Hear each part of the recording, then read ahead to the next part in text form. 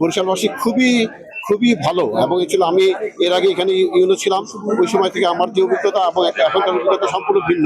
আচ্ছা, আমি আমি যখন আমাকে বিভাগীয় পর্যায়ে এখানে প্রদান করা হয়, আমি তখন কিন্তু আসতে চেয়েছিলাম না, কিন্তু আমি পরে এখানে এসে দেখলাম যে আপনাদের আচার ব্যবহার এবং সবকিছু খুবই খুবই ভালো, আমার কাছে চমৎকার লেগেছে। আমি আপনাদের মাধ্যমে খুব একটা সুষ্ঠু সুন্দর নির্বাচন করতে পেরেছি, এবং এটা একটা সুন্দর একটা গভর্নমেন্ট আসছে। আমরা জানি গভর্নমেন্ট যেসব প্রকল্প নিবে, তারা যে উন্নয়ন করবে, সেই উন্নয়ন আমাদের মধ্যে বাস্তবায়ন হবে, আমরা সেই বাস্তবায়ন করবো। তবে আপনাদের সহযোগিতা ছাড়া আমাদের কোনো উন্নয়ন বাস্তবায়ন করা সম্ভব না। লাইফে কোনো কিছুর গ্যারান্টি নেই, তাই ইন্স্যুরেন্স করুন সিটি ব্যাংকে, কারণ ইন্স্যুরেন্স করলে সিটিতে সুরক্ষা পাবেন নিশ্চিন্তে। আমরা বরিশালবাসী এবং আপনাদের সাংবাদিক, ইলেকট্রনিক এবং মিডিয়ার সকল সাংবাদিকের সহযোগিতা আমরা এইসব উন্নয়ন প্রকল্প বাস্তবায়ন করবো ইনশাআল্লাহ। এবং বরিশালবাসীকে আমরা বলতে চাই, আজকে ঈদের দিন, আনন্দের দিন, 30 দিন রোজা রেখে যে সিয়াম সাধনা করে আজকে যে আজকে আমরা ঈদগাতে একসাথে মিলিত হয়েছি, আমরা এক একজনের সাথে আরেকজনের সাথে কোলাকুলি করেছি।